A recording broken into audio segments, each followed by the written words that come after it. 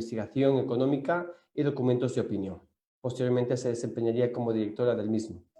Viteria se traslada después a Chile en el año 2000 para manejar un negocio familiar en la clínica La Alborada, donde ejerce funciones como gerente general hasta el año 2007. Por investigación del exministro de Finanzas Fausto Ortiz y el expresidente Rafael Correa regresó al país, siendo así que en el año 2008 es nombrada ministra de Finanzas. Incursiona en la política en 2008, fue designada como ministra de Finanzas durante el régimen del presidente Rafael Correa. Antes de ello, Viteria se desempeñó como subsecretaria general de la misma carrera de Estado. Pues esto y muchas más son básicamente algunas de las cosas que nuestra invitada de hoy ha hecho y ha conseguido a lo largo de toda su carrera profesional y su carrera política. Realmente para todos nosotros es un placer contar contigo, María Elsa Viteri. Quizás no nos conoces, pero nosotros te conocemos a ti. Hemos seguido tu trayectoria, hemos visto tus debates, hemos visto tus intervenciones y la verdad es que es un placer que estés aquí con nosotros. Así que te damos la bienvenida y nada, bienvenida. Es tuya la palabra.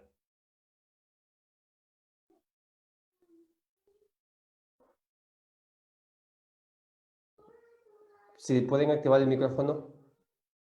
Eso. Bueno, no, al contrario, muchísimas gracias a ustedes, Salomé, Edison, María Sol, a quien por fin conozco, que estamos en contacto desde hace algún tiempo. No, soy yo la que tiene que agradecerles por esta invitación y por supuesto, porque a lo que hay que entender es que a través de estas participaciones realmente uno aprende muchísimo por el intercambio, porque yo soy de las personas que cree fundamentalmente en el contacto directo con quienes realmente somos los que tenemos que plantear los lineamientos o hacia dónde tenemos que dirigir, porque somos nosotros los que vamos a sufrir las consecuencias en nuestra vida cotidiana. Entonces, al contrario, para mí es un placer y un honor esta invitación. Y esperemos en el corto tiempo, porque claro, lo ideal sería ir madurando acciones para que se puedan tener talleres de participación más profundos, más largos, más concretos, más específicos, pero en todo caso vamos a tratar de generalizar un poquito un tema que es bien complicado, porque analizar la agenda legislativa de Moreno, lo ideal sería poder ir paso a paso con lo que, por lo menos las principales leyes, y desde mi perspectiva, desde un ambiente de contrastar inclusive desde la exposición de motivos hacia lo que realmente se consiguió, la coherencia interna entre la exposición de motivos y el articulado realmente de esa ley, y finalmente pues una coherencia que tiene que tener con el momento realmente, ¿no? Sin embargo, el tiempo no nos da para meternos en esa acción, así que lo vamos a hacer de manera global, tratando de dejar sentado la importancia que tendría. Ahora, no olvidar y no advertir, decirles que en la anterior Asamblea Nacional se instituyó un proceso de seguimiento y evaluación de las leyes, que yo creo que es fundamental que se practique. ¿Por qué? Porque efectivamente la propia Asamblea Nacional debería tener la responsabilidad moral y ética de retirar todos aquellos cuerpos legales que, revisados en sus resultados y en su coherencia realmente, nunca debieron haber sido planteados. Dicho esto, bueno, yo quiero comenzar diciendo que creo que estamos todos de acuerdo, ¿no, verdad?, en que Moreno significó para el Ecuador y para la Fuerza Popular Ecuatoriana el perfeccionamiento de lo que ya habíamos sufrido en el pasado, porque no es que nunca lo hemos sufrido, ¿no?, que se llama la traición a una oferta electoral, pero creo que Moreno le pone una estrategia mucho más fina, diría yo, ¿no?, más perfeccionada, ¿no?, con la utilización de elementos e instrumentos realmente perversos, como el lawfare, por ejemplo, dentro de la persecución a la diversidad de pensamiento, ¿no? Recordemos que estas estrategias, por otro lado, no son nacionales, sino reproducidas internacionalmente en toda la región, ¿no?, y en todas las subregiones, ¿no?, lo cual establece el carácter internacional de la imposición de un modelo ya no solamente de privilegios a poderes nacionales, sino desde intereses internacionales. Y por ello es que Moreno abre la puerta tan libremente al Fondo Monetario Internacional y a partir de ello su plan de cambio de estructura de funcionamiento y desinstitucionalización generalizada a través de la exigida normativa por parte del Fondo Monetario, que es parte de toda una institucionalidad completa que responde a un tipo de lógica y de modelo neoliberal que es el que está realmente tratando de reinstaurarse y que gracias a Dios hoy en la región, en América Latina, ya con el triunfo de Castillo, ¿no? Porque ya eso es un triunfo, vemos cómo ha ido retrocediendo, pero ha ido retrocediendo a partir de la vivencia y de los resultados sobre el pueblo. El tema de Chile no es menor, el tema de Chile es un tema que fue también omnibulado, digámoslo así, con una presencia supuestamente neoliberal de libertades y de obtención de cosas, y resulta que 30 años después se revelan por los resultados, ¿no? Lo mismo pasa en Colombia. Entonces yo creo que esto es un fenómeno que va avanzando, ¿no? Y además, bueno, todo lo que se vivió en el Ecuador no podía ser de otra manera, puesto que evidentemente la contundente evidencia, porque yo creo que si uno analiza los procesos en América Latina, el proceso ecuatoriano fue un proceso, yo diría que de alta consecución. Tal vez, para mi gusto, uno de los más, si no el más representativo en cuanto al manejo y a la consecución de resultados. Entonces, bueno, esa evidencia, ese resultado, ese manejo de gobierno con indicadores extraordinarios para el país, ¿no? Obviamente requerían de una cruel y profunda intervención de las élites que representan el poder económico, ¿no? Solamente como ejemplo, ¿por qué digo y no, porque ese no es el tema? Digamos, a lo mejor en algún momento podemos tratar el tema desde esa perspectiva, ¿no? Pero solamente como ejemplo de estos indicadores extraordinarios para el país. Fíjense que el tamaño de la economía, del cual se deriva por una serie de índices específicos favorables, como por ejemplo el tremendo acceso a empleo y además con seguridad social y demás, ¿no? ¿Verdad? Fíjense que más que se duplicó, ¿no? ¿A través de qué? A través de la acción o del efecto de una aplicación de una política anti-neoliberal. Nosotros fuimos el ejemplo perfecto de cómo se puede encaminar y enrumbar el desarrollo a partir de alejarnos de la política neoliberal. Y no por discursos, sino con indicadores, con demostración. Entonces, bueno, volviendo al tema de la restauración neoliberal, ¿no? La base de esta intervención del poder de las élites por romper con la evidencia real se sustentó, creo yo, fundamentalmente primero en el poco tiempo aún transcurrido para el fortalecimiento de una transformación renovadora, ¿no? Hay que recordar que el Ecuador, digamos, el tiempo que tuvimos fue prácticamente la cuarta parte de si consideramos solamente el retorno a la democracia en el Ecuador, ¿no? Pero si tú lo ves desde la perspectiva desde la independencia, estamos hablando de 200 años, y si le sumas el colonialismo, pues estamos hablando de toda una vida. Entonces, hubo muy poco espacio de tiempo, me refiero, para poder continuar y solventar y solidificar, digamos así, este proceso. Segundo, creo que en el escaso trabajo, y eso hay que reconocerlo, en el escaso trabajo de consolidación de una solidez ideológica en el conglomerado social. Es decir, nosotros no tuvimos esa solvencia, digamos, ¿no?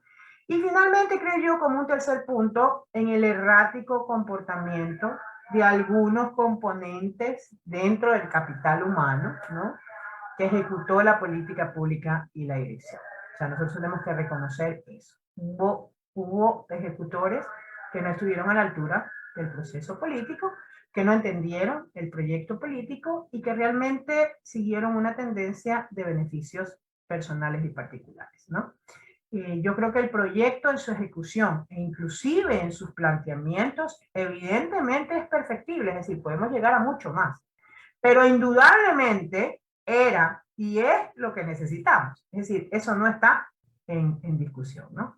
En todo caso, el giro ideológico perpetrado por Moreno representa la reinstauración del modelo neoliberal en Ecuador, ¿no? Y representa también la antesala al gobierno de Lazo, que pretende en realidad una radicalización y una perpetuación en el tiempo, ¿sí? Recordemos que hay voces que ya hablan de que cómo se pudiera un poco estructurado definir el gobierno de Moreno. Y hay algunos que lo han dicho abiertamente, Moreno hizo el trabajo sucio, el trabajo preliminar.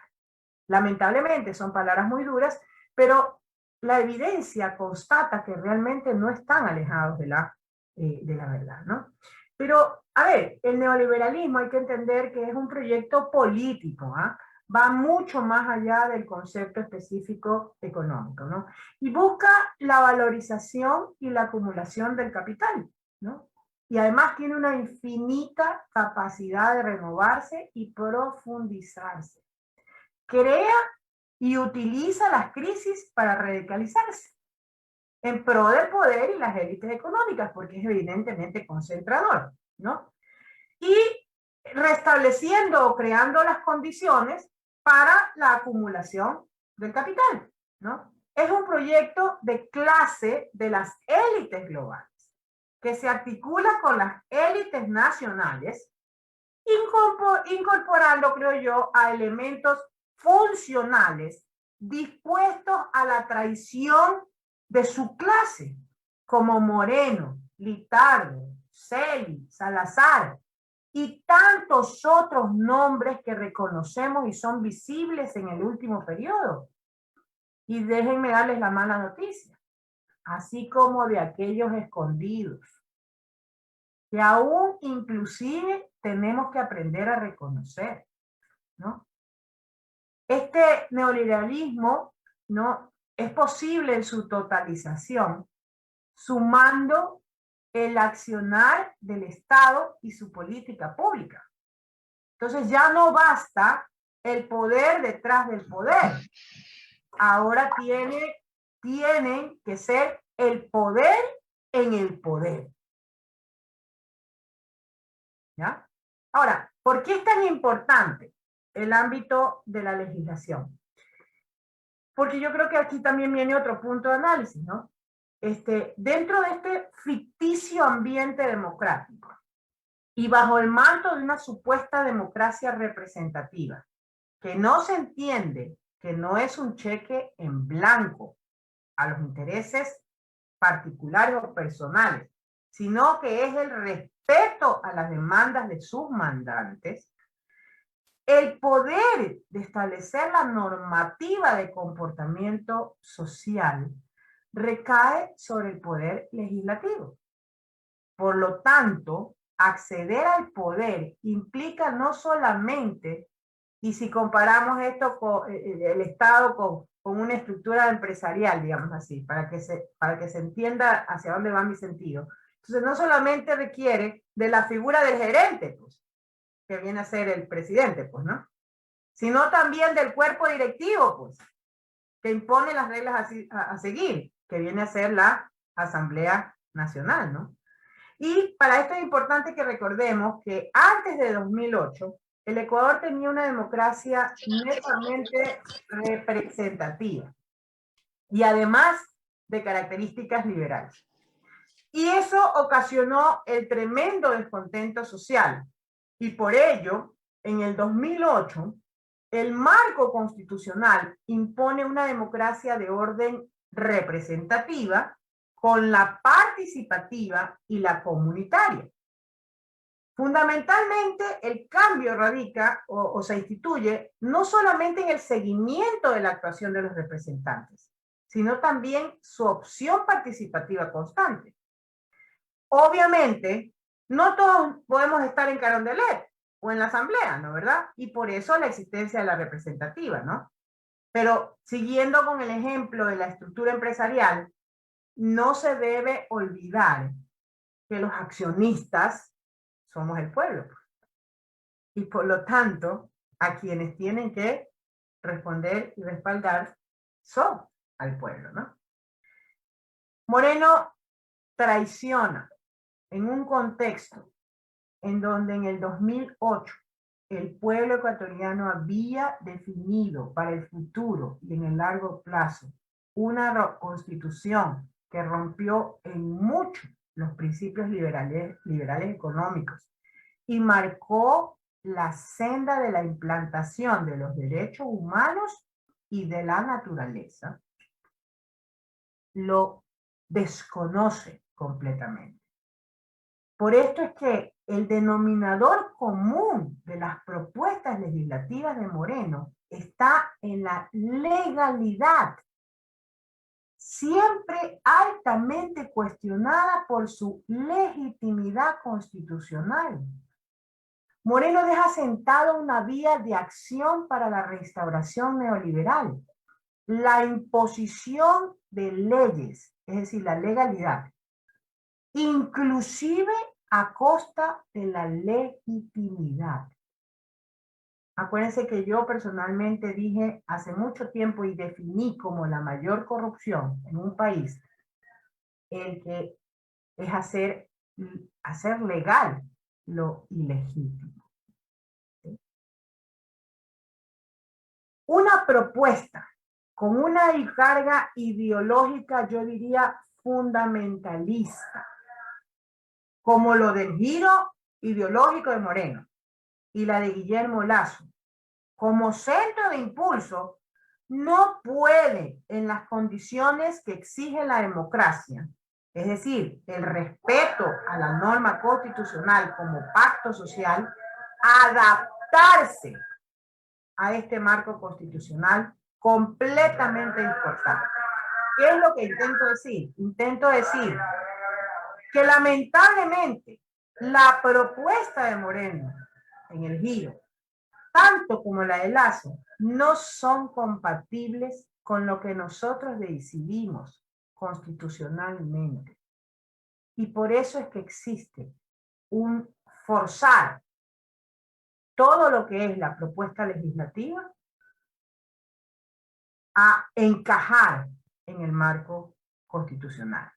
No es posible acomodar el mercado como eje fundamental de decisión de vida, además de como regulador y más allá de lo específicamente económico, a esta definición constitucional, humanista y naturalista, a un modelo de derechos, en donde el Estado tiene no solo un papel garantista, sino de participación activa, más allá de regulador, como es el caso de la Constitución ecuatoriana. Nuestro pacto social en el largo plazo no es compatible con la instauración del mercado como regulador. Para mí, el primer efecto fundamental, primario, de las consecuencias del accionar de Moreno es la definición forzada y la abierta anticonstitucionalidad de su actuación dentro de sus funciones al ser proponente de leyes que viabilice su propuesta electoral.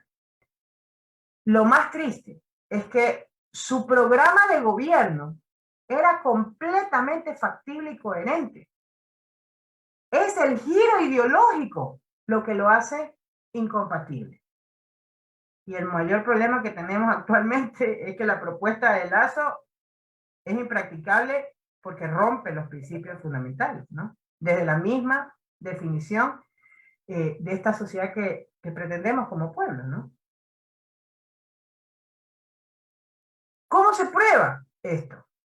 Miren, desde la parte formal, comenzando por la parte formal, todas las leyes gravitantes, desde el punto de vista económico, enviadas a la Asamblea Nacional durante el periodo de Moreno, fueron bajo el concepto de urgentes. ¿Y qué significa el concepto de urgente? La imposibilidad de un debate responsable frente a temas trascendentales para el futuro del Ecuador. Acuérdense que un proyecto urgente solamente o se debe debatir o se debe contestar en 30 días. ¿Cómo es posible transformar un código que costó meses de discusión y debate por la trascendencia que tiene, modificarlo en sus partes fundamentales en 30 días. ¿So pena de qué? So pena de que si no se da una contestación en esos 30 días, entra por el beneficio de la ley.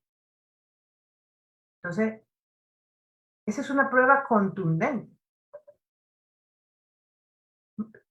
Súmenle otra. Una asamblea deslegitimada. Tal vez más o en la misma condición de un ejecutivo que también nadie lo quería. Aprobaron con menos de un mes la mal llamada ley de la defensa a la valorización. Para un periodo de existencia de su mandato que no alcanzaba a aprobar siquiera lo que iba a ser los efectos de esa ley. Entonces, imagínense abiertamente lo que va a ser en el fondo esas propuestas, ¿no? Esto me lleva a sumar una segunda implicación gravitante. La disponibilidad de los actores, llámese o léase asambleístas, ¿no? ¿Para qué? Para el sometimiento al poder dominante. O sea, no nos hagamos los lesos, como dicen en Chile, ¿no? El Ecuador tiene una larga historia en la defraudación del poder de la representación otorgada, ¿no? Pero la evidencia y el cinismo en la aplicación de esta indebida conducta es evidente y además confesa por alguno de los actores. ¿De qué estoy hablando? Del caso del reparto de la asamblea, de los repartos de los hospitales, el reparto de María Paula Romo, de la confesión de Mendoza. O sea, ¿cuál fue la práctica? Transacción comercial. Y a lo mejor esto valía el hecho de que, claro, cuando se considera el tema del poder político como un negocio, las formas o los principios sobre los cuales se transan son la posibilidad de, justamente, transaccionar como un negocio, ¿no? Yo creo que la compra y venta de decisiones hoy por hoy está en manos en manos de la aparición de la más mínima decencia por parte de los actuales asambleístas. ¿Pero saben cuál es el problema? Empezamos mal pues en este periodo. Acuérdense de las palabras de la cabeza del bloque del Partido Social Cristiano cuando dice que un actual ministro disfrazado de asambleísta conquistó, entre comillas voy a poner eso de conquistó, ¿no? La mayoría de la Asamblea Nacional a partir de actos indebidos. Moreno institucionalizó una forma insana de una falsa gobernabilidad al comprar a la Asamblea Nacional, entendiéndose el comprar como lograr la total disponibilidad de aceptación sin debates, argumentos, análisis del contenido, efectos propuestos para la mayoría de la población. O sea, hoy ya no nos sorprendemos. Lo que es peor, hemos incluido en el manual del manejo estas prácticas.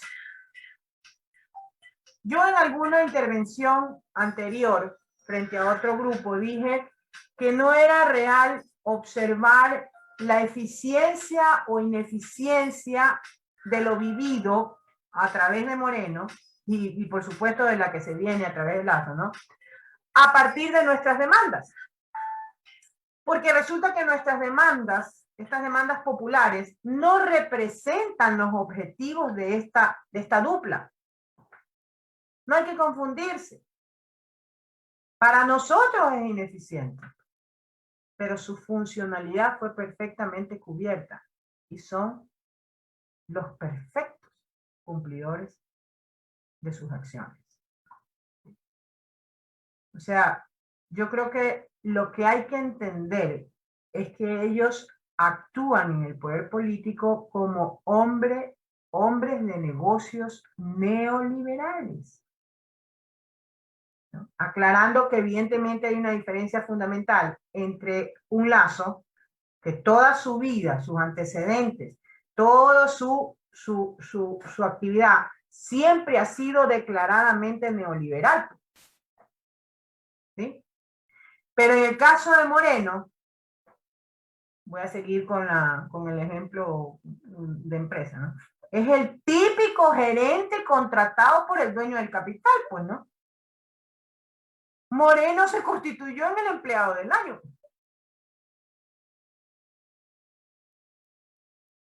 Un ente funcional completamente. Yo creo que Moreno abrió el camino necesario para posicionar al mercado como instrumento totalitario para el resultado y definición de respuestas a los principales problemas de la sociedad, minimizando la actuación del Estado como mero observador. Y lo que es peor, la fallida o mentirosa propuesta de un libre mercado se derrumba completamente, por ejemplo, cuando en la ley mal llamada humanitaria se protege el poder empresarial frente al poder del trabajador, ocasionando un efecto de despidos masivos, sin respeto de derechos, y la precaria condición laboral para quienes no fueron despedidos de manera abusiva. Ese es el efecto de la ley humanitaria. Cuando también en la mal llamada ley de protección a la dolarización se intenta impedir la intervención de todos los actores de la sociedad, por ejemplo, en la determinación de las tasas de interés. O abiertamente se intenta destruir el surgimiento de opciones populares dentro del ámbito de las finanzas, pues, en un ataque directo al cooperativismo popular. Esa es parte de las incidencias de la ley de defensa de la dolarización. Eso es parte, o la directa, o en el plano real, lo que ocasiona el que tengamos juntas monetarias y financieras que se dediquen o que sean estructuradas a partir de la banca privada. Porque estoy segura que vamos a tener un gravísimo problema en la constitución de esas juntas. ¿Por qué? Porque es muy probable que la Asobanca intente cooptar todos los puestos y todos los integrantes para sí. Pues. Pero ahí deberían estar elementos de corte de la academia, de la propia ciudadanía, que tiene que ver en el plano del día a día con todas estas acciones. Y entonces ya vamos a ver el tremendo problema. Como ejemplo les pongo clarito. La primera gran, porque actuaciones hasta la fecha, Lazo no ha tomado absolutamente nada desde el punto de vista económico. La famosa gran medida de borrar del buró de crédito a los que deben menos de $1,000. La primera reacción de la banca, ¿cuál fue? No, eso no se puede hacer. Y eso no se puede hacer en función de qué? En función de que, primero, no están las juntas. Y segundo, hay que revisar si es técnico. ¿Cuál fue la reacción inmediata de Lazo? No imponer, no tomar decisiones de política, ¿no? Pedirle de favor a la banca que baje las tasas de interés. Eso, dentro de esta lectura que estamos haciendo, implica un Estado completamente divorciado de su acción, que es lo que comenzó a instaurar Moreno.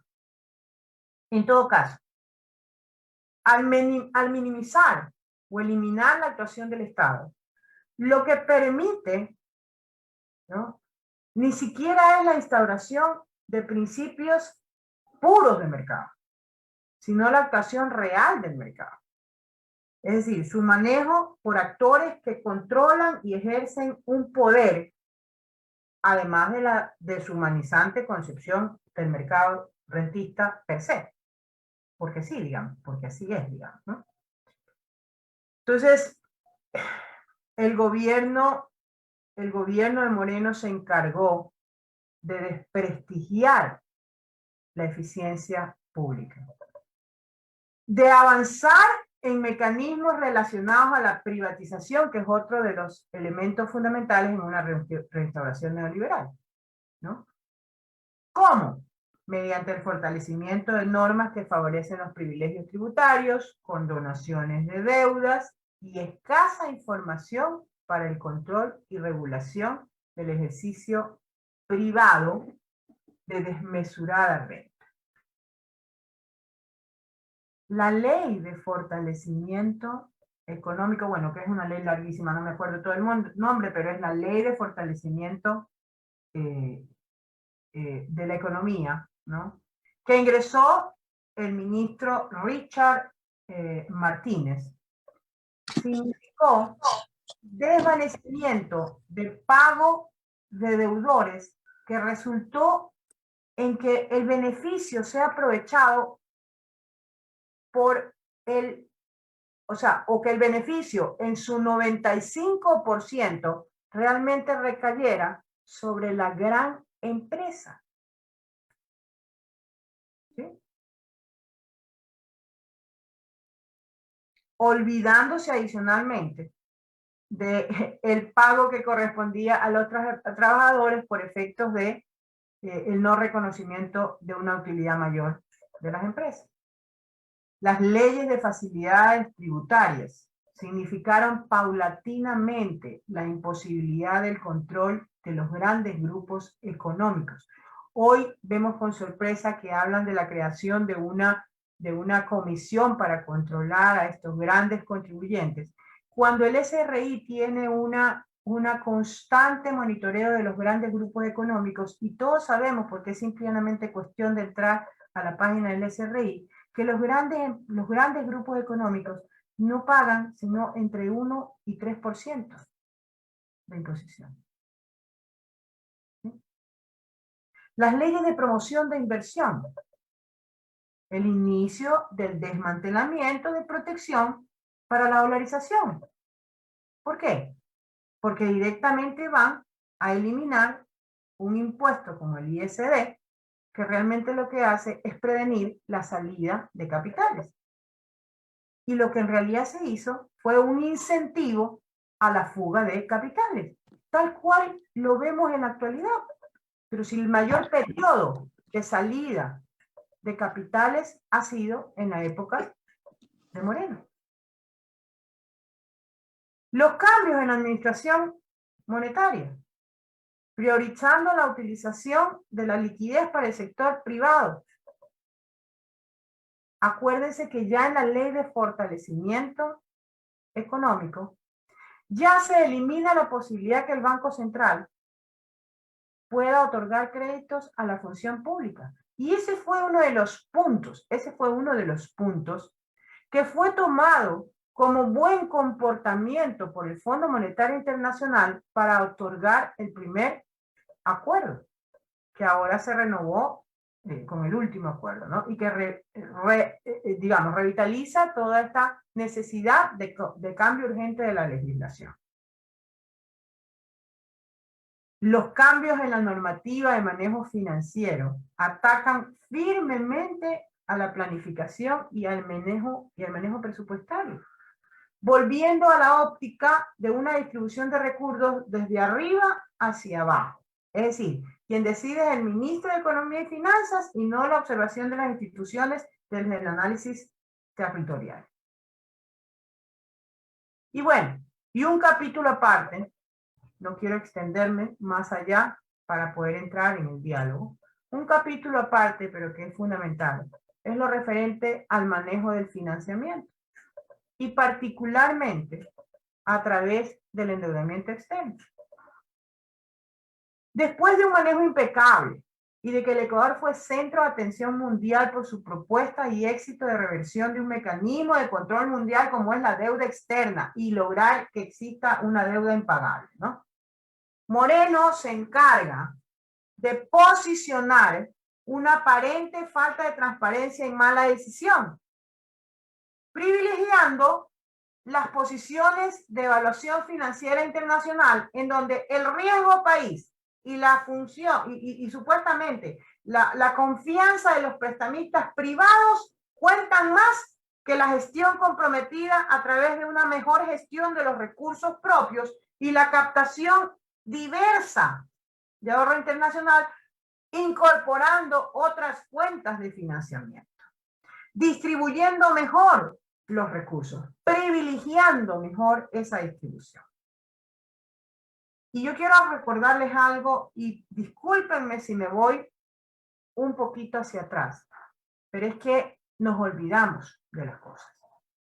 Todo esto empieza a través de otros de los gerentes contratados por el poder capitalista para la reinstauración neoliberal, quien ejercía las veces de contralor, Pablo Celi, con una campaña para determinar supuestos comportamientos improcedentes en el manejo del endeudamiento externo y posicionar una mentira que el propio gobierno después se encargaría meses más tarde en develar: la supuesta transgresión del 40% de deuda sobre el PIB.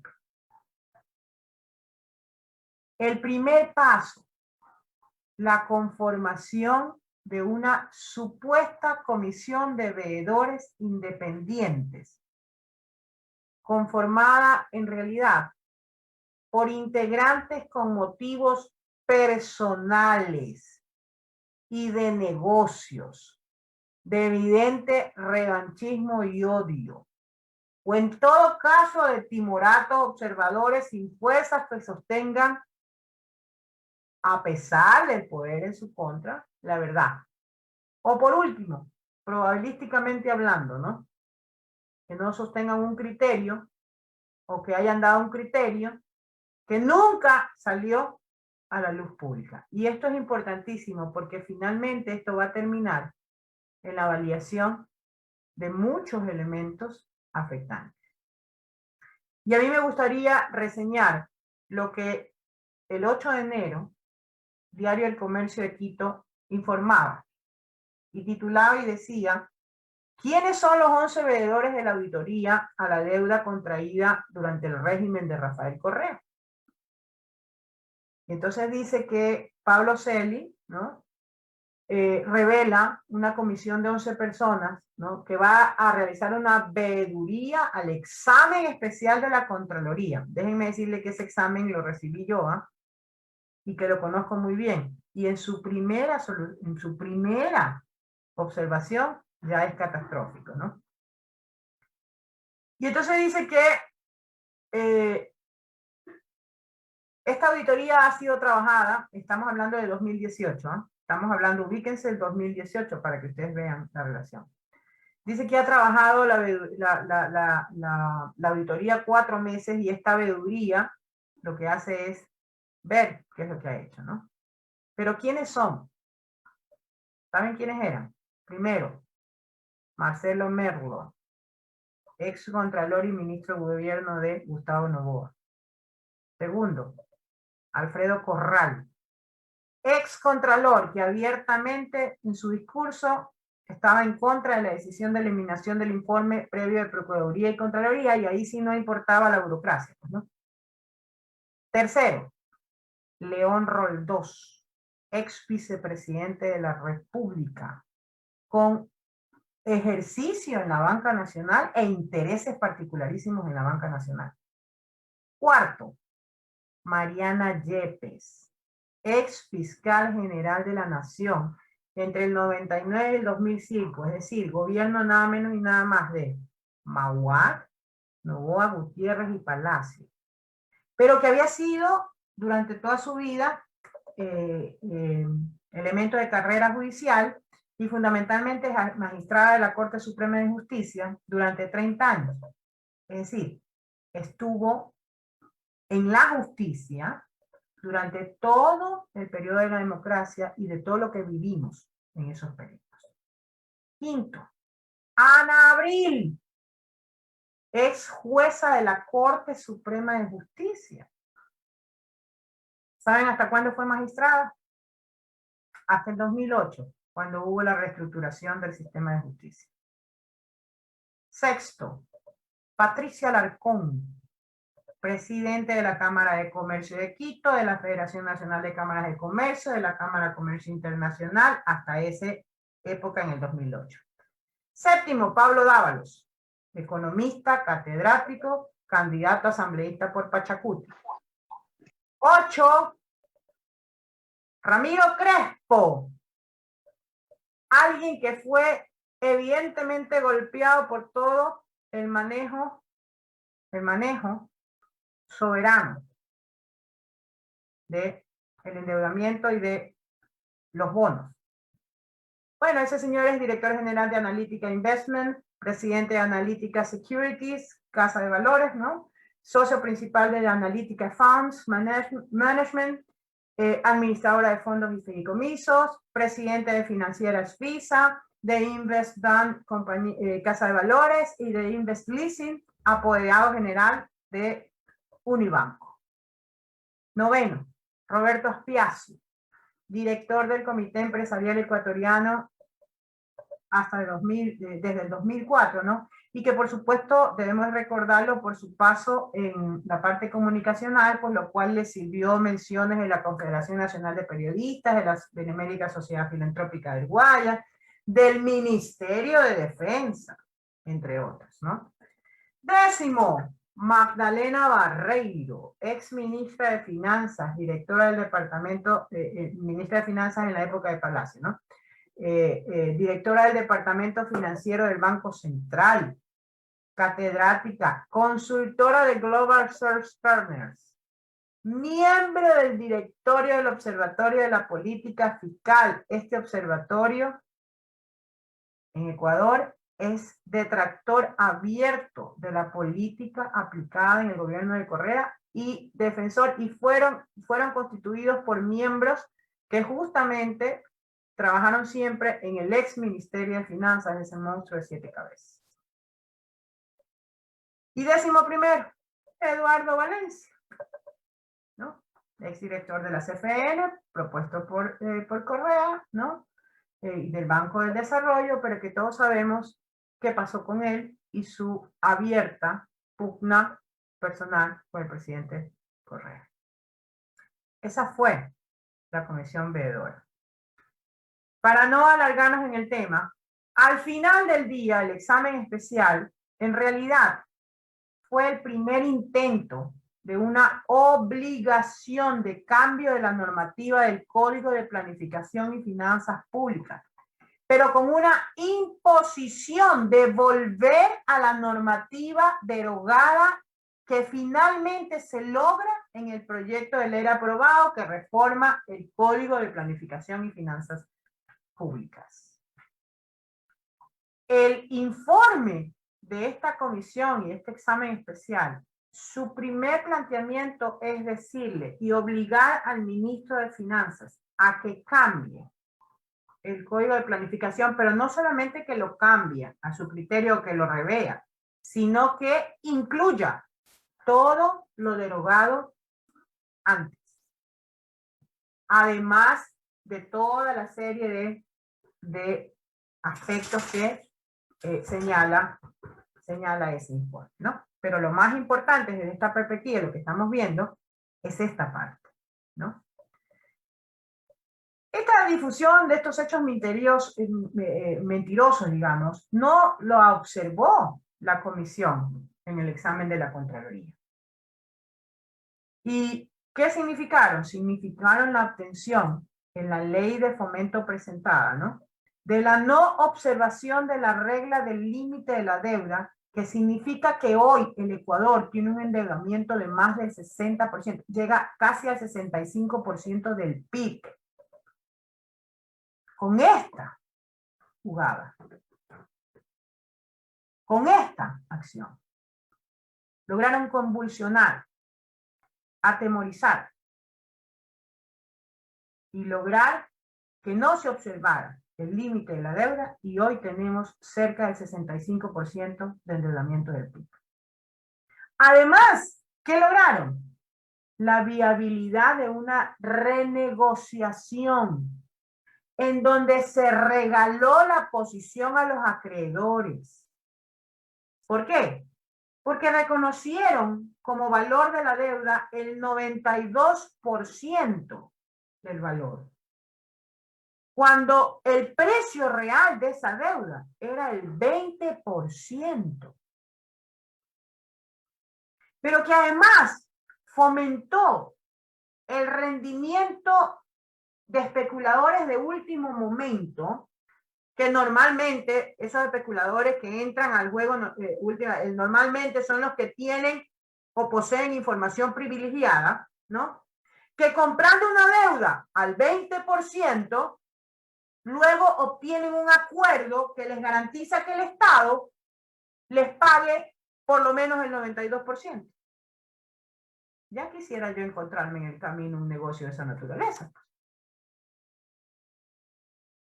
Sin contar, obviamente, con la benevolencia de dejar pasar un prepago de deuda de 2.000 millones en medio de la pandemia, que también es de altísima sospecha en cuanto a quiénes fueron los beneficiados y por qué. Bueno, todas estas cosas obviamente es necesario y deben de ser fiscalizadas, ¿no? Así también como la relación que pueda tener la salida a contratación por el BID del ex ministro Richard Martínez, ¿no? De por medio de la definición del procurador de que un banco no es banco, pues, ¿no? Y que además hoy visita el Ecuador como parte negociadora del lado de los multilaterales, pues, ¿no? Si recuerdan, tal vez ustedes como están en el exterior no lo tienen la película clara. La Constitución impide que alguien que haya ejercido labores en el Ministerio de Finanzas durante 2 años pueda luego trabajar en estas instituciones financieras. Entonces, el BID, que es el Banco Interamericano de Desarrollo, institución que concede préstamos al Ecuador, ¿sí? Obviamente, la Constitución impide que uno trabaje después de los 2 años. Y justamente esto está puesto así en la Constitución precisamente porque lo típico, la historia del Ecuador había sido que todos los ministros, que todas estas personas con influencia, luego terminaban trabajando en el Fondo Monetario Internacional, en el Banco Mundial, y si no, pregunten dónde trabajan a Lucio Armijos, ¿no? Toditos terminaban ahí como pago. Entonces la Constitución imponía esto precisamente para reglamentar. ¿Qué ocurre en este proceso? Resulta que hacen un llamado al procurador y le preguntan si el BID es o no, entra o no dentro de esta calificación. Y el procurador dice que no, que el Banco Interamericano de Desarrollo, que tiene préstamos con el Ecuador, no es una institución financiera. Y de esa manera, Richard Martínez ocupa el puesto que ocupa hoy en el BID. Rompiendo toda la cosa y burlándose, tomándole el pueblo a todo, tomándole el pelo a todo el pueblo ecuatoriano. No sé si estaban al tanto de esto. Ustedes como están afuera, a lo mejor no ven el día y día de las noticias de por acá, ¿no? En todo caso, finalicemos un poquito para entrar a conversar mejor, ¿no? A dialogar. A partir de la imposición de lo establecido por las leyes aprobadas de manera urgente, el propio Ministerio de Finanzas, en la revisión de la metodología, ¿no? Porque por medio de la ley se impuso que se hiciera una revisión, ¿no?, de esta metodología del cálculo y determinar si efectivamente se había pasado o no se había pasado el 40% y demás, ¿no, verdad? Señaló, después de que se hizo este trabajo, el propio Richard Martínez, señaló que para diciembre del 2016 y en el momento de la entrega del gobierno al presidente Moreno, no se sobrepasó el 40% del PIB. Mientras tanto, ya había pasado todo lo que ha pasado. Lograr que el gobierno no tuviera límites, renegociar la deuda, prepagar, ¿a base de qué? De toda esta confusión. ¿Y cómo es posible que una comisión veedora no observara todos estos elementos? Bueno, finalmente el gobierno de Moreno institucionalizó, en base a lo que yo llamo gerentes contratados por el poder económico para la restauración neoliberal, en las instituciones de control ecuatorianos, la impunidad contra el pueblo ecuatoriano. Porque lo que hay que entender es que esto fue directamente contra el pueblo ecuatoriano. La evidente mala utilización de los recursos del Estado no puede quedar en la impunidad. La fiscalización e investigación sesgada, la no fiscalización e investigación de procesos con pruebas escandalosas, significa la aparente confirmación de lo que con mucha dureza voy a concluir. Significa la confirmación de que con la compra de poderes no es necesario preocuparse por la Constitución. Ese es el legado de Moreno. Les agradezco muchísimo por su atención y estoy abierta a cualquier pregunta. Perfecto, pues muchísimas gracias, María Elsa.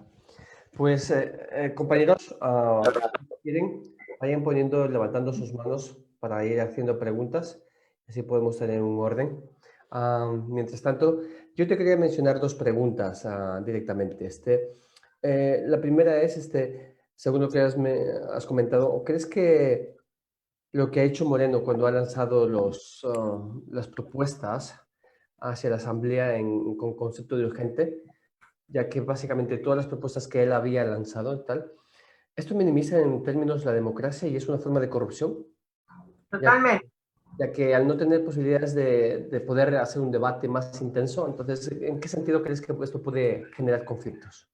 Totalmente. Yo creo que definitivamente es una tomadura de pelo y es la instauración de un gobierno completamente alejado de la democracia. Y más aún, fíjate tú que el cinismo, o sea, se manejan con cosas y con elementos y detalles que a lo mejor no se observan que para mí sí tienen mucha importancia. Por ejemplo, las dos últimas leyes, las de mayor incidencia, mayor recordación, porque son las más frescas, que son la ley, la mal llamada ley humanitaria y la de la defensa de la organización, se producen en el último año de gobierno. ¿Y por qué esto es importante? Porque en el último año de gobierno la sociedad no tiene la posibilidad de decirle te vas. Y en el momento en que la sociedad le dijo te vas, que fue en octubre del 2019, ¿qué fue lo que hizo? Utilizar la represión. Entonces, ¿te das cuenta? Es una unificación de poderes integral para evitar que el pueblo ecuatoriano se pronuncie. Entonces, te desconocen en tu decisión de representación. Pero y te impiden el derecho de decir me equivoqué en designar la representación. Entonces, para mí es evidente que todo este comportamiento es simplemente tener un título o un cartelito en donde diga somos democracia, pero en realidad lo que impera son los poderes de otro tipo. Y lo que ha variado es que en la historia, antes el poder a lo mejor se ejercía de manera violenta. ¿Sí? Hoy se ejerce a través de lo que es evidente. Hay una compra del poder. Lamentablemente. Entonces, para mí es una deslegitimación total. Las vacunas que se inocularon ayer, 62.518. Las vacunas. Bueno, les comento, yo ayer pude vacunarme, ¿eh? Por mi edad y por mi condición hipertensiva pude vacunarme. Pero si bien no puedo decir que esto por el sonido que entró, no sé, alguien quería preguntar algo de las vacunas, esto por el tema de decirles que si bien existe un plan medianamente, no existen todas las condiciones, y esto también tiene que ver con la falta de decisión que hasta el momento tenemos en el plan económico que genera una incertidumbre. Paréntesis nomás, disculpa eso. Gracias. Sol, ¿tienes una pregunta?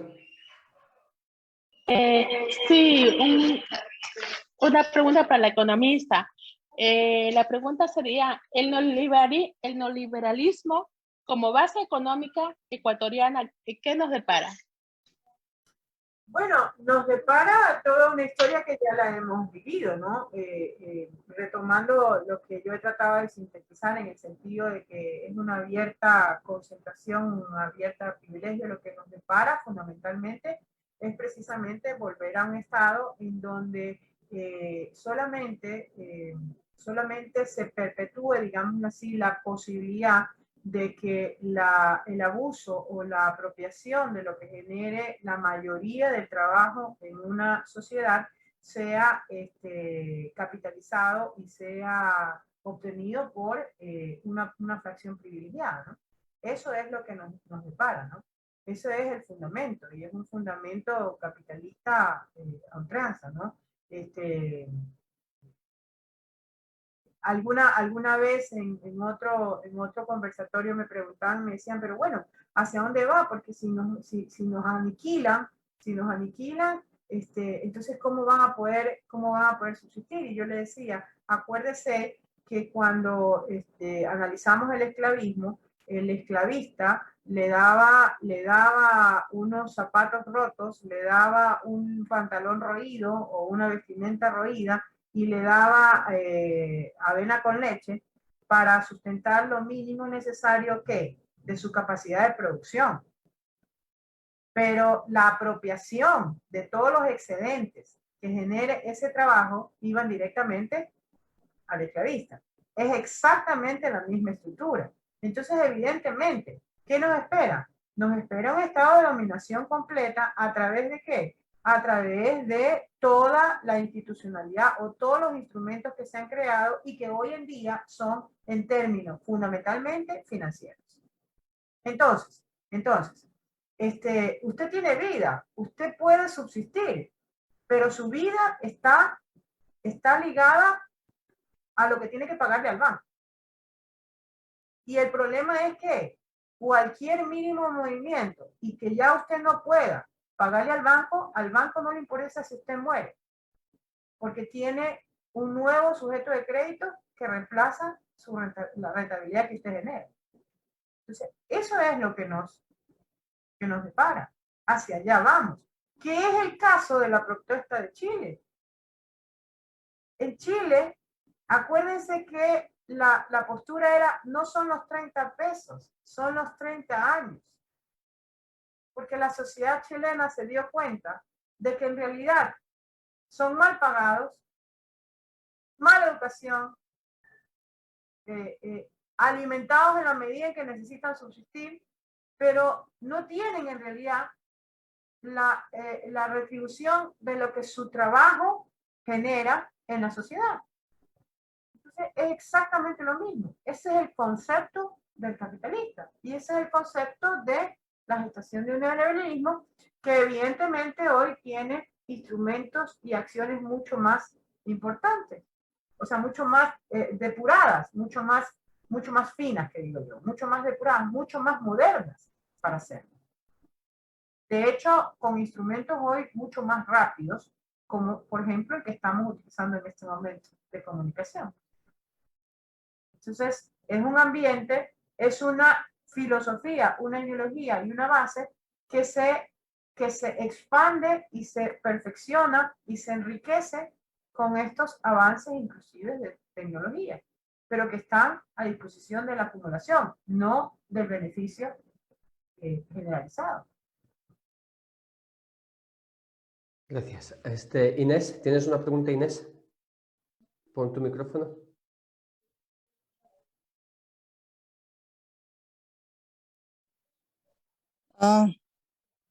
Te escuchamos. Adelante.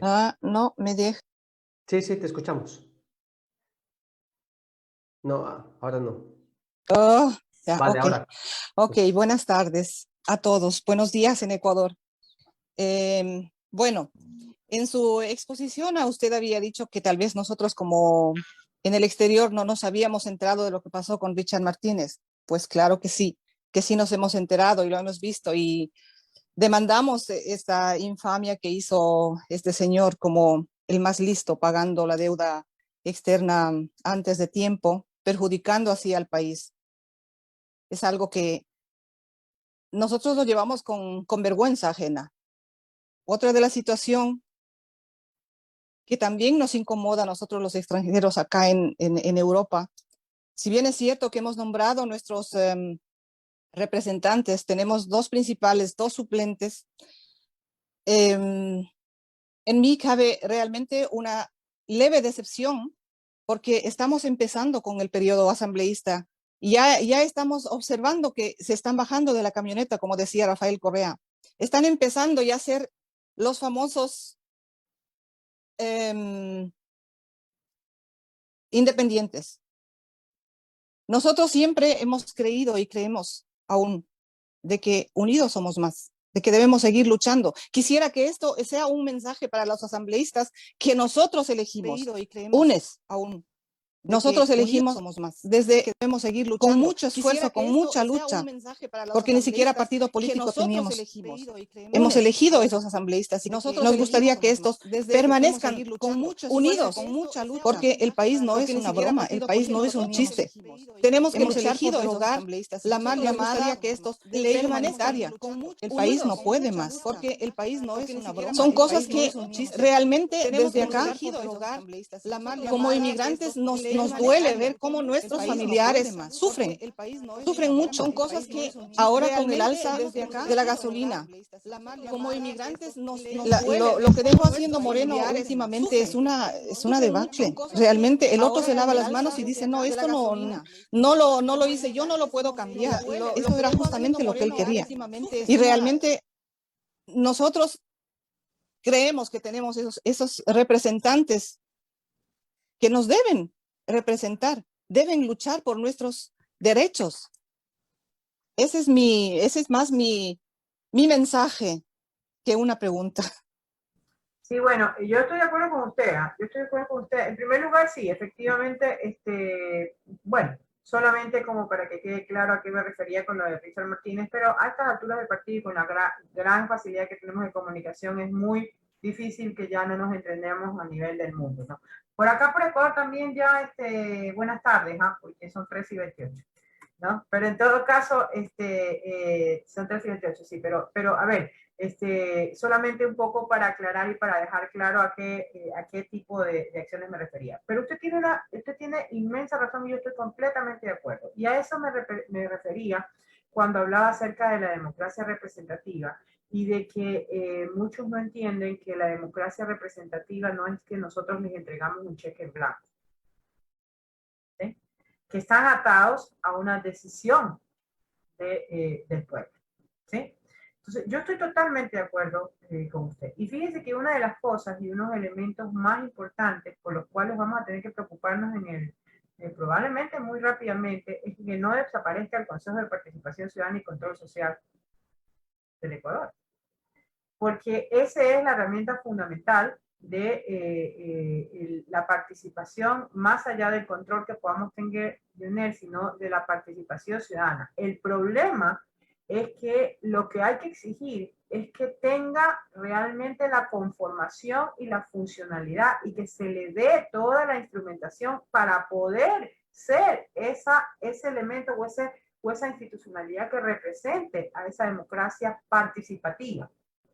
Si eso sumamos al llamado que usted hace, a nivel de que los asambleístas tengan bien claro de que no fueron elegidos para que vayan a tomar decisiones personales, sino para respetar la decisión del pueblo, de quien los eligió, evidentemente vamos a tener dos herramientas fundamentales, importantísimas para algo que yo he planteado el día de hoy, y es que lamentablemente el pueblo ecuatoriano en su mayoría, bueno, valga el tema decir que yo no sé hasta qué punto todavía podamos con certeza decir aquello, pero en todo caso, desde el punto de vista formal, en su mayoría eligió a un gobierno, y lo he planteado el día de hoy, que lamentablemente en su propuesta inicial es incoherente e inconsistente en la práctica con la Constitución de la República.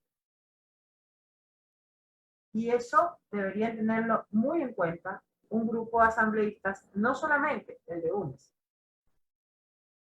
sino muchísimos más. Con respecto al éxodo de asambleístas, yo creo que eso demuestra realmente algo que yo sí me voy a atrever a decirlo, y es el hecho de que la organización política sí nos debe o nos deja una deuda muy grande.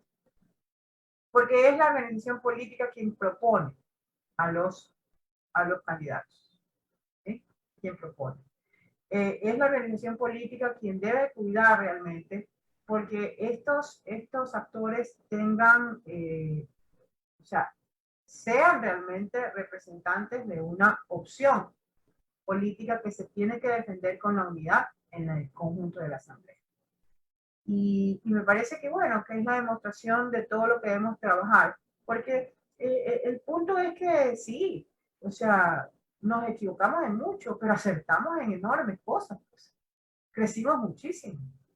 Y entonces, lo que nos toca como trabajo en este momento es realmente reconstruir, pues, ¿no?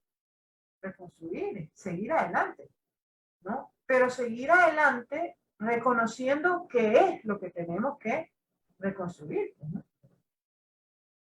Entonces, yo creo que el impacto que causó la traición fue enorme, pero adicionalmente es un llamado de atención para descubrir si sabemos o conocemos a todos los traidores. Esa es mi opción personal. Ese es mi criterio personal. Yo creo que si ya sufrimos este trauma, o sea, no me extirpe medio tumor, ¿no? Extirpemos el tumor completo. Pero estoy totalmente de acuerdo con su aportación. Gracias. Hugo, ¿tienes una pregunta? Sí, muy agradecido, Edison. Muy buenas noches, economista. Es un placer para nosotros, para la comisión, tenerle a usted invitada y es un grado así inmenso.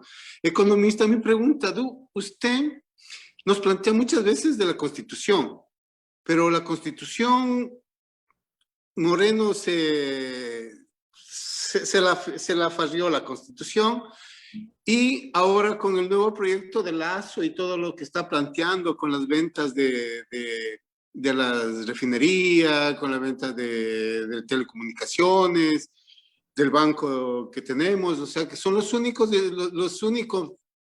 digamos así, las únicas empresas que el Estado tiene, con las que se podría hacer un comparativo de las empresas privadas y la empresa del Estado, que no es para ganar, sino para dar servicios. Constitucionalmente, eso está prohibido. ¿Qué podemos esperar en este gobierno? O sea, si lo anterior se lo ferió la Constitución, ¿será también que se nos ferea la Constitución y no tenemos ningún representante nuestro, ninguno de los nuestros que pueda reclamar, que alce la voz en el Congreso y que se diga, ya, respetemos la Constitución? Esa es mi inquietud y mi pregunta, economista. Sí, a ver, yo justamente mi intención en el planteamiento que he hecho es precisamente eso que usted dice, o sea, precisamente dejar por sentado cómo Moreno dejó una idea o una sensación de que cuando se puede comprar todo, no hay posibilidades de rechazar ni de protestar contra nada. Y precisamente lo que hizo fue con un apoyo muy fuerte e inclusive internacional, como usted dice, farrearse la Constitución. Y me parece que justamente uno de los problemas que tiene en este momento, Lasso, es precisamente llegar a tener todo ese apoyo a nivel de la Asamblea o esa disposición para poder ejecutar o radicalizar este problema, porque ya sabemos que es fundamental, necesita leyes, necesita una serie de elementos. Yo creo que en este sentido, la tenemos muy complicada y muy difícil, ¿no?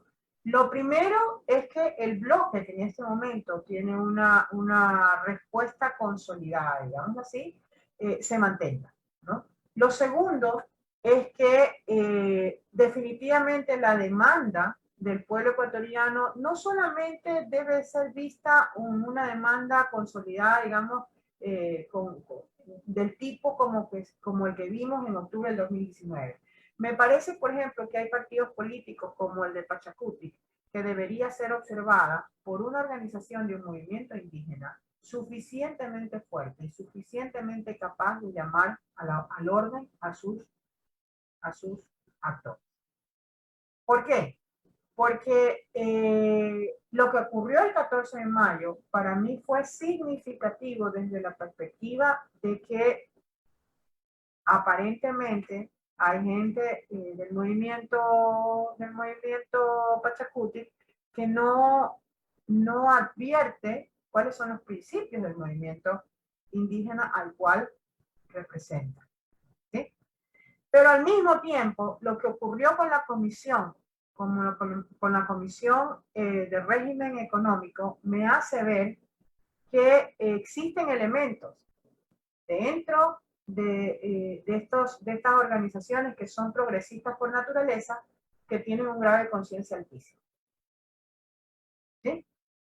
Entonces por eso creo que una de las formas o una de las salidas es realmente haciendo un llamado a cada uno de los sectores que han respaldado los distintos grupos, grupos que están, bancadas, que están en la asamblea, para que el reclamo inicial sea al interior de cada uno de estos movimientos. Y en el caso concreto de Pachacuti, por ejemplo, me parece que es interesantísimo. ¿Por qué? Porque ellos tienen una organización, probablemente son mucho más organizados que el resto de los partidos, ¿no? Entonces, me da la impresión de que esa es una salida muy importante. Y la otra salida realmente que le veo yo es precisamente haciendo un uso de la organización social en general del Ecuador y haciendo uso de las herramientas que tenemos dentro de participación ciudadana a través no solamente de la Asamblea, sino de Defensoría del Pueblo, de todo lo que son organismos de control, y viendo aquellos que tengan una disponibilidad de la exigencia popular, ¿sí?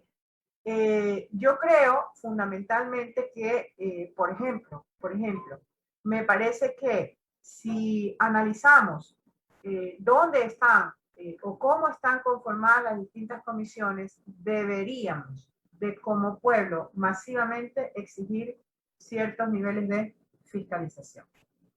No dejar imponer las agendas desde la perspectiva de los presidentes de las comisiones, sino desde la ciudadanía, porque recordemos que inclusive si usted revisa la legislación, las comisiones tienen la obligación de dar paso a la participación ciudadana.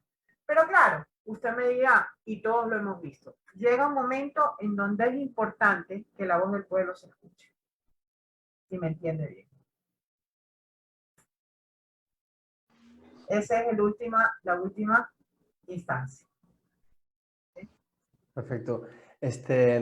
Para terminar, solamente tengo dos preguntas más.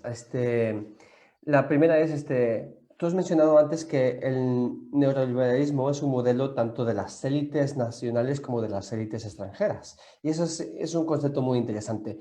En cuanto a este concepto, imaginémonos que los representantes que van hacia la asamblea son básicamente las élites. Dentro de cada congregación, dentro de cada grupo, es su propia élite, ¿no? Por ejemplo, imaginemos Pachacuti, aquellos asambleístas que van a la asamblea son las élites dentro del movimiento, ¿no? O dentro del grupo y tal. Teniendo esto en cuenta, ¿cómo podríamos entonces cambiar o hacer cosas para que no haya un sistema modelo diferente? Porque si no, siempre vamos a estar básicamente en un círculo, ¿no? En el cual solamente las élites gobiernan para sí mismas. Bueno, La yo creo primera. que... Y la segunda, te la digo directamente. Espérate, vamos una por una, vamos Vale, una por vale, una. vale. Vamos una por una, vamos una por una. Pues no, después me olvido, ya no te digo que ayer me vacuné por edad y por condición médica. Entonces vamos de uno por uno. No, a ver, lo que pasa es que, mira, tal vez necesitaríamos adentrar y necesitaríamos ponernos a pensar en el concepto de clases. Cuando yo hablo de élites, hablo particularmente de un tipo de definición específica, ¿sí? No de una definición generalizada para todas o para todos los grupos sociales que tienen evidentemente grupos de élite. ¿Sí? O sea, si tú te pones a ver la población, la podemos, digamos, se puede clasificar de muchísimas formas dependiendo de en qué estés mirando. ¿A qué me refiero? Actualmente, por ejemplo, y si vamos a lo que ocurre, o sea, una cosa es definir una clase social por su condición social tradicional. Y otra cosa muy distinta es definir a las clases en la perspectiva de su componente productivo, de su poder económico. Entonces, yo me estoy refiriendo cuando hablo de las élites globales y las élites nacionales, me estoy refiriendo exclusivamente a un concepto de clase originado en lo que es la concentración de capital, la concentración de el poder económico. ¿Sí? No me estoy refiriendo a una perspectiva de clase social dominante en cada una de las estructuras poblacionales. Pero aún así, es interesante porque fíjate que recibí en algún momento un análisis de un compañero, de un grupo, y entonces en el cual definía, dentro del movimiento indígena, definía varias características para varios grupos. Yo me preocupé bastante e inclusive lo contrasté con gente que conoce, que trabaja muy de cerca con el movimiento indígena. De hecho, yo tengo un criterio muy particular. Yo creo que su visión, su vivencia histórica, toda su trascendencia, toda su esencia, hace muy difícil que grupos poblacionales como yo, que soy mestiza, que soy una persona que vengo de otra vivencia, pueda llegar a entender 100% cuál es esta visión. ¿Sí me explico, no? Entonces me preocupé muchísimo y lo contrasté con gente que está en el medio. Y hay algo que para mí es determinante. Y es el hecho de que en este momento el poder dentro de esa representación de Pachacuti proviene de un resultado de una infiltración muy grande del movimiento indígena, del propio neoliberalismo, del propio pensamiento liberal. Y coincide con algo que yo personalmente estoy muy de acuerdo. Yo creo que la estrategia del capitalismo, la estrategia del pensamiento liberal, la estrategia del neoliberalismo, es infiltrar cada uno de los movimientos sociales importantes. ¿Para qué? Para destruirlo desde adentro, para tergiversarlo, para confundirlo y aniquilarlo. Y uno de esos movimientos que para mi gusto fue infiltrado fue el movimiento indígena. Y entonces, ¿cómo en determinado momento vemos el resultado de esa infiltración?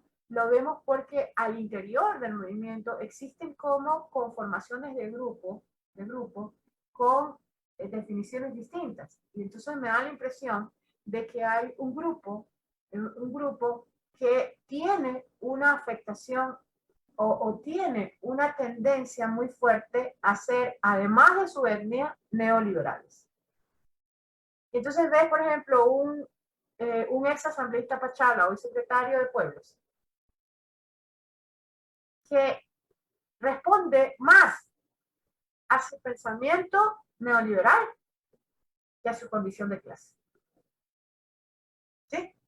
Entonces, me da la impresión de lo que estamos viviendo es los resultados de una eficiente estrategia de infiltración. Fíjate cómo esto también se traduce en los movimientos de mujeres. Una cosa somos las mujeres que apostamos por un movimiento femenino de corte popular y nos diferenciamos muchísimo con aquellas mujeres de un movimiento femenino de corte liberal. La diferencia fundamental: nosotros buscamos una opción por la exclusión, independientemente que sea de la mujer, pero también con énfasis en la mujer. El feminismo o la parte o los movimientos de mujeres liberales apunta por un beneficio particular, exclusivo, concentrado. Lo mismo ocurre con los jóvenes. Lo mismo ocurre si tú vas traspasando por toda la esfera, ocurre eso. Y entonces estamos viendo el resultado hoy de una infiltración muy importante que tiene como condición, o que tiene una última instancia, en que en momentos de esta decisión, en donde debería de salir adelante la identificación de clase, desde la perspectiva de conciencia, desde la perspectiva integral, de todo, ¿no? Se pierde. Se pierde. Entonces, por ahí va. Esa es la primera pregunta. Así, ¿cuál era la segunda? La segunda, has mencionado antes de que básicamente fue muy poco el tiempo en cuanto a establecer los fundamentos para que el sistema hubiese quedado establecido, ¿no? El proceso, ¿no? En este caso, en términos de desarrollo. ¿Cuánto tiempo tú creerías, teniendo en cuenta todos los países que han podido ser desarrollos rápidos, eso por diferentes contextos, circunstancias, economía, apoyo internacional, etcétera, etcétera? Ecuador, ¿cuánto tiempo hubiese necesitado para poder tener una base de que la sociedad y todo se hubiese establecido este modelo de desarrollo?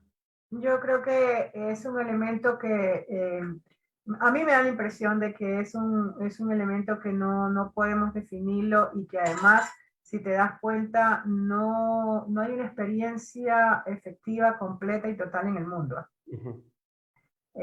Mira, yo me remonto y hago mía las palabras de Allende en su programa de su momento, ¿no? Él decía: las fuerzas populares no buscan, algo así, ¿no? Más o menos, estoy recordándolo de memoria, ¿no? No buscan cambiar un presidente por otro simplemente. No buscan poner a un movimiento político por otro simplemente. Buscan la transformación. Y el tema fundamental está en la dimensión de lo que es esta transformación. Una dimensión que tiene que partir inclusive de desarraigar los conceptos para mi gusto, el concepto básico y fundamental que es la propiedad privada de los medios de producción. Y entonces imagínate tú cuánto nos tardará poder sacarnos de esta mente y de esta cultura que tenemos porque hemos nacido y hemos vivido en una cultura en donde la propiedad privada, desde la concepción capitalista, es hasta una ley natural. ¿Sí? Entonces, la pelea la tenemos dura y no se mide en tiempo.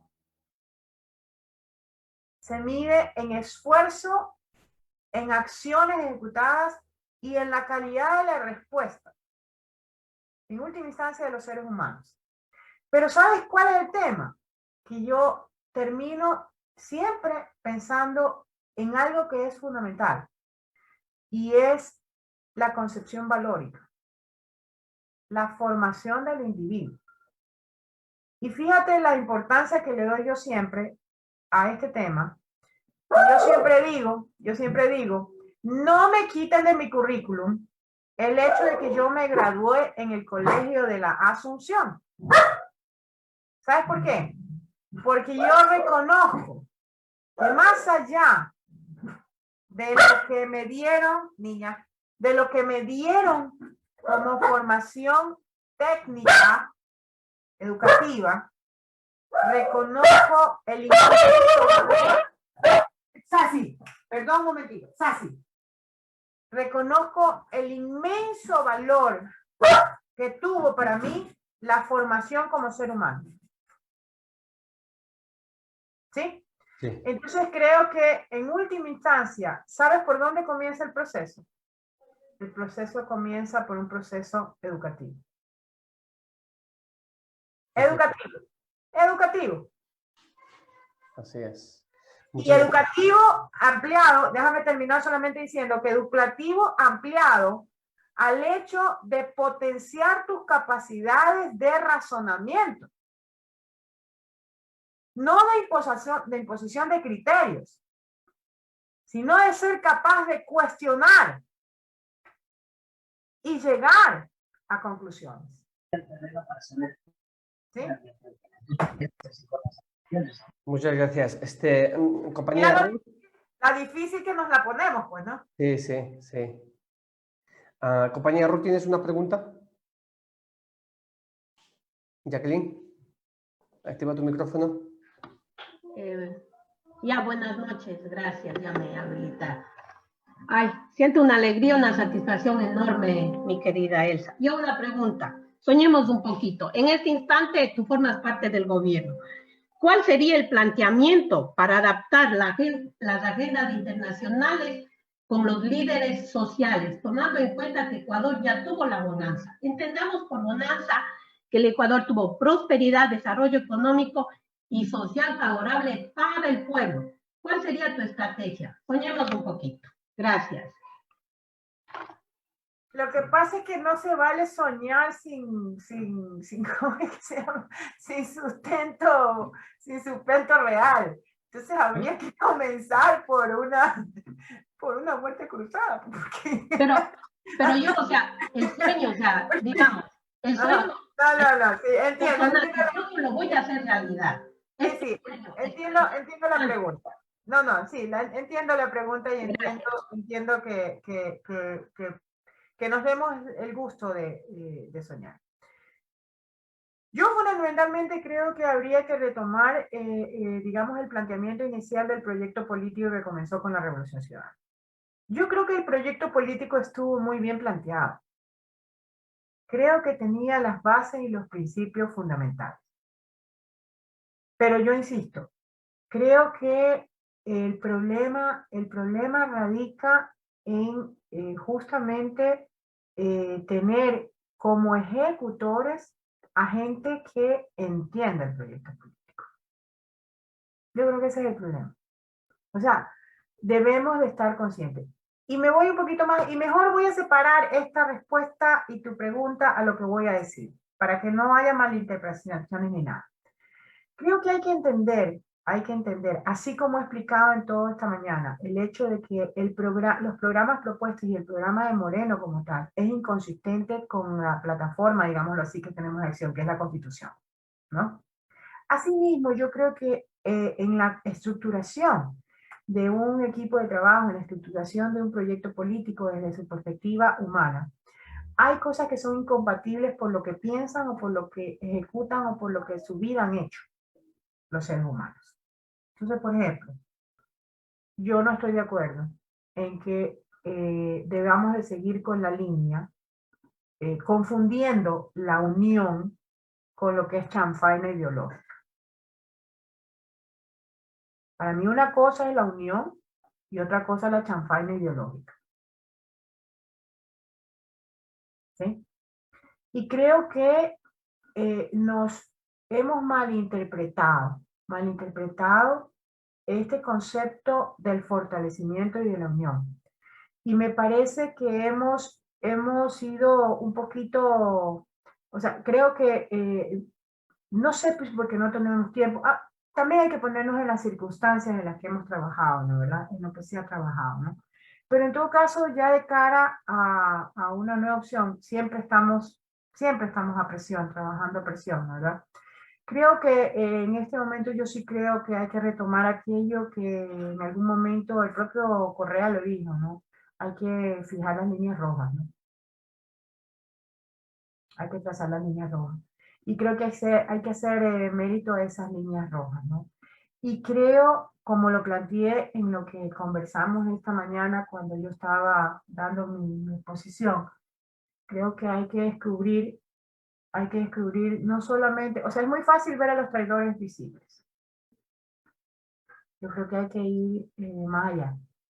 Hay que ver quiénes están traicionando, probablemente no por actitudes, sino por el fondo de sus acciones. ¿Ya? Y muchas veces no se necesita mala intención. ¿Sí?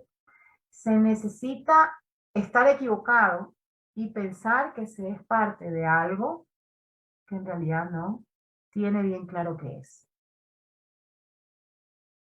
Yo creo que la responsabilidad es dejar bien sentado por parte de quienes corresponden. El progresismo no es... Aquí en el progresismo no tienen cabida los indefinidos. Aquí el progresismo no es el progresismo de derecha, ni el progresismo de izquierda. O sea, el progresismo de transformación y por lo tanto es claramente una línea de izquierda. Aquí no caben los acomodaticios de centro. Aquí no. Yo creo que eso tenemos que partir desde ese momento. Entonces, creo que hay que empujar a una verdadera definición. Porque en última instancia, ¿sabes cuál es el problema? Que los proyectos políticos, que todas estas organizaciones, digamos, no tienen, o sea, tienen una definición jurídica, una personalidad jurídica, pero en última instancia, los que validamos esa personalidad jurídica somos los que tenemos personas naturales, somos los seres humanos, ¿no? Entonces, si esto no es tan claro de eso, de lo que ¿dónde vamos? ¿Dónde vamos? Entonces, por ahí va el tema, ¿no? Ahora, ojo, esto no significa que no haya una estrategia de transición. Lo que pasa es que hay una diferencia entre transición y transacción. ¿Sí? Es distinto. Es distinto. ¿Sí? No podemos entrar en una transacción pensando que estamos en la transición. Así es. Del foro de permanente, ¿tienes una pregunta?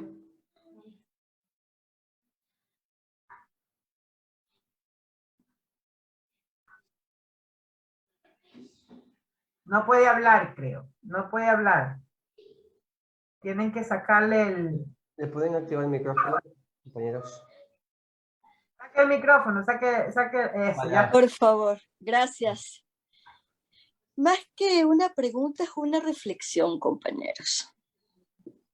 Primero, saludar a nuestra distinguida María Elsa, a la cual no solamente lo he dicho, lo repito, soy su admiradora, su fans, su tifa, por tener ese carácter y esos ovarios que a muchos les faltan, muchos caballeros les hace falta, ese temperamento y esa firmeza con la que ella toca ciertos temas que otros no los pueden, no tienen el valor de hacerlo como ella lo ha hecho, la verdad. Y se reconoce todo ese loable trabajo que viene realizando la compañera María Elsa Viteri. Pero el problema más grande que tiene el Ecuador es no reconocerse como mano de obra, ni como sociedad. ¿Saben? Hay una confusión enorme, porque la gente, la sociedad ecuatoriana se cree de clase media y disculpen, no llegan ni siquiera al final del mes. Sea arquitecto, ingeniero, lo que sea, si te toca trabajar y salir, moverte de tu espacio de confort, e irte a trabajar, sigue siendo mano de obra. Tienen una confusión de clase media simplemente porque trabajan en un banco, porque tienen un sueldo. No, compañeros, si no se reconocen como tal, están jodidos y están construyendo mal una sociedad hipócrita y oscura que no les deja ver la grave situación inmersa económica y social que vive el país. Porque no tienen, mire, educación ni salud establecida como un derecho. ¿Cómo se puede salir del retroceso y tampoco un avance cuando esas dos cosas que son principales no las tienen los ciudadanos ecuatorianos? A lo mucho tienen que pagar incluso privadamente para que puedan tener una medicina. Y el que no tiene y se creen de clase media, clase social media, discúlpenme, ¿de qué están hablando? ¿Cómo se va a construir una mejor sociedad cuando ni siquiera se reconocen como mano de obra? ¿Cómo? Partiendo de que ni siquiera quieren reconocerse como mestizos, porque somos una mezcla. Ya no hay clase blanca, ni clase oscura, ni clase de... Yo soy Montuvia paterrajada, pies polvosa, punto. Señores. O sea, si yo dejo mi espacio de confort para ganarme un sueldo, yo sigo siendo mano de obra y tengo que defender y los derechos. ¿Saben cuándo se defienden y cuándo se recuperan? Peleando, como lo está haciendo Colombia, como lo está haciendo en otros países que salen a las calles a luchar. Y ya no es el COVID que le tienen miedo, no, es el Estado que los está propio asfixiando.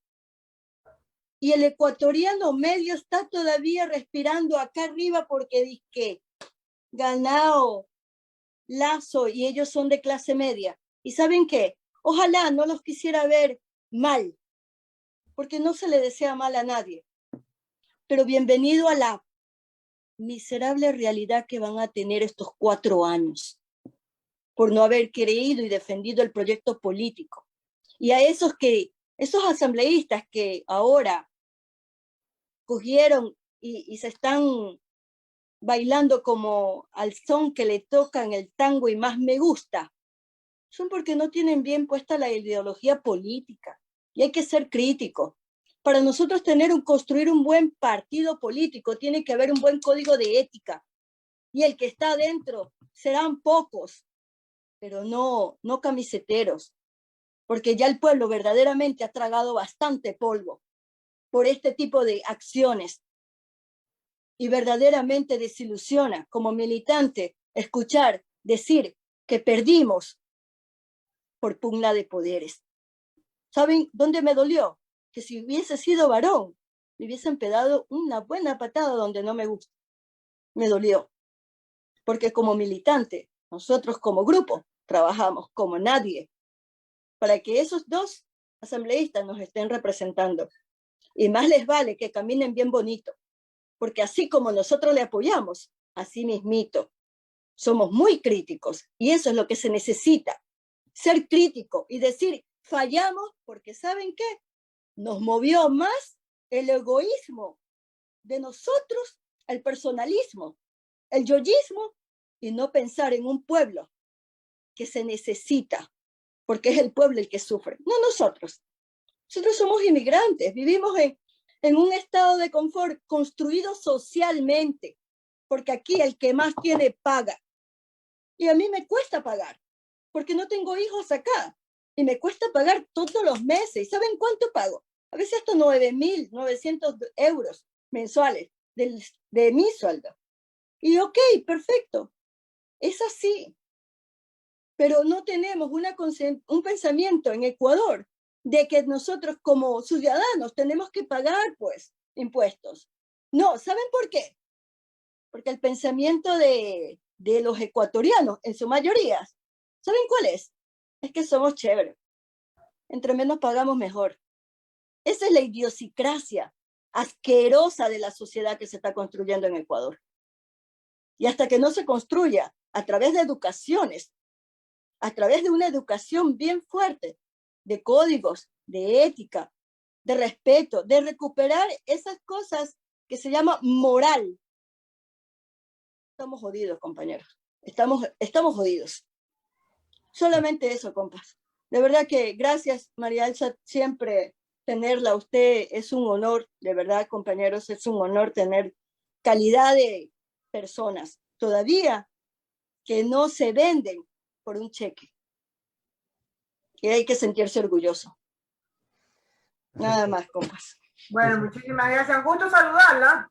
Gusto saludarla. No nos habíamos visto. Un abrazo, María Elsa. Un abrazo a la distancia. Gracias.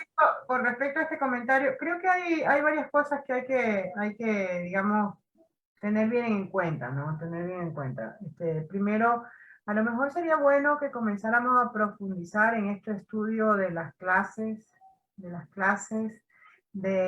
de entender realmente de dónde surge el término de estas clases, lucha de clases, en fin, de una serie de circunstancias, ¿no? ¿Verdad? Yo creo que eso es muy importante para poder clarificar exactamente y para poder también diferenciar de lo que es la idiosincrasia de los pueblos, ¿no? Porque una cosa es hablar de una concepción, digamos, ¿no? De clase desde una perspectiva lógica, digámoslo así, y otra cosa es hablarlo desde la perspectiva de la idiosincrasia de los pueblos, digámoslo así, ¿no? Y una cosa es, como decíamos cuando hablaba con Edison, diferenciar un poquito, ¿no? ¿A qué nos estamos refiriendo, ¿no? Entonces, eso es importante. Dos, yo creo que es fundamental también a partir de este valioso comentario, el hecho de que hay que entender como ciudadanos ecuatorianos con una gran ventaja a través de ese poder constitucional que hoy otros países recién lo están buscando, ¿eh? Y que nosotros ya lo tenemos. Hay que no dejar morir las posibilidades de participación ciudadana en esa constitución. ¿Cómo? Con el seguimiento permanente, porque una de las cosas que también se le olvidó mencionar fue que la sociedad ecuatoriana y el votante ecuatoriano cree que entrega el voto y se le olvidó. Y esa no es la función, no hemos nosotros mismos aprendido la parte de la democracia participativa. Y me parece perfecto. Y va de la mano con lo que decía, que cada grupo que ha elegido a estos representantes, le hagan sentir que primero no están solos, porque lo primero siempre es el apoyo, ¿sí? Y segundo, que precisamente porque no están solos, están supervisados, pues, ¿no? Y que en cualquier momento tenemos herramientas para validar nuestra defensa a lo que nosotros queríamos cuando fueron elegidos. Yo creo que eso es importantísimo. Pero creo que hoy, el día de hoy, así de escucharnos hablar y de interactuar entre nosotros, oiga, yo no sé quién es la que lleva la agenda de temas. ¿María Sol será? Sí, somos nosotros. Sol Angulo, sí. Sí. Oiga, usted sí que tiene una tarea enorme, porque aquí me han salido un chorro de posibilidades de armar conversatorios, ¿no? Somos muchísimos compañeros, es un equipo, mi querida Elsa, es un equipo que trabajamos somos la comisión permanente y todos trabajamos, no solamente yo. Bueno. No, yo decía, por eso decía, ¿quién es el encargado de coger apuntes de qué posibilidades se abren, ¿no? Bueno, si esto es una comisión, bueno, tienen, pero miren, yo creo que cantidad de cosas, de temas interesantísimos. Y sabe que desde una perspectiva de ir también construyendo una base, ¿no? Una base sobre los cuales discutir, enfrentar, porque hay opciones y hay opiniones diversas en estos aspectos, ¿no? Y bueno, y me imagino que también analizar a los que han hablado con mucho más análisis y estudio de estas cosas para que se pueda profundizar en el tema, ¿no? Mi querido Edison, mi querida Sol, mi querida, ¿dónde está la persona que me recibió? Salomé. Yo voy a tener que dejarlos. Sí, sí, de hecho. Las 2 de la tarde y la verdad es que yo soy mamá y tengo que ir a dar a comer. Así es. Entonces, lo más chistoso es que mis hijos no son niños, son perros, ¿no? Pero ya por eso ya me están armando aquí relajo los niños, ¿no? No, pero aparte de ustedes también, yo entiendo, están en un ciclo, en un horario que ya sobrepasa la situación. Y bueno, en todo caso, desearles el mayor de los éxitos, esperar con una esperanza enorme de lograr una consolidación como proyecto político, más que como organización electoral, como proyecto político, dar un voto de confianza y de apoyo enorme a la conformación de una organización social, una organización política social, que no necesariamente tiene que ser electoral, lo suficientemente sólida para sostenernos en un criterio, para una permanente accionar y presencia en el plano del ejercicio del poder ecuatoriano, sea que estemos en el país o sea que estemos fuera del país, como ustedes que han dado todo y que hay que dar un reconocimiento enorme, ¿no? Y por supuesto, ojalá que logremos tener un mínimo grado de aciertos, de consenso, digámoslo así, porque el Ecuador de hoy necesita de una unión muy importante, de un trabajo muy esperanzador, de una verdadera definición de entrega, ¿no? De un verdadero compromiso. Y debemos estar atentos y debemos apoyar todas aquellas iniciativas que realmente signifiquen una construcción de este nuevo Ecuador que quedó inconcluso, que quedó en sus pininos, porque llegamos a muy poco, aunque con ese poquito tuvimos muchísimo. Hicimos gran diferencia. Y yo creo que hoy más que nada la responsabilidad es de recuperar esa unión, y me parece que aquí vale una autodefinición individual y luego colectiva. Como yo siempre digo, buscar la identificación colectiva, ¿no? Buscar siempre la identidad colectiva. Así que yo les agradezco infinitamente por toda la paciencia, les agradezco por todas sus buenas vibras, toda su apertura, la gentileza que han tenido de escucharme por más de 2 horas. Así que un abrazo enorme. Gracias por estar con el Ecuador, gracias por no olvidarse de su tierra, por ser ecuatorianos a pesar de estar lejos. Y al contrario, bueno, también esperamos en algún momento tener una posibilidad de... Voy a hablar yo. En vivo y en directo. Así que muchísimas gracias, muy amables. Muchísimas gracias de quienes conformamos la Comisión de Formación Política por la Revolución Ciudadana, con nuestra compañera Salomé, Edison y Hugo. Bueno, yo, Marisol, les damos un cordial agradecimiento a usted, economista María Elsa, y a todos los compañeros aquí presentes. Muchísimas gracias y que tengan buenas tardes. Excelente ponencia y seguimos el día con las próximas ponencias más adelante. En el verano vamos a hacer un pequeño receso, pero retomaremos, compañeras. Un abrazo y buenas noches. Gracias, economista. A ustedes, a ustedes. Gracias, hasta Bueno. luego. Chao, chao. Adiós. Adiós.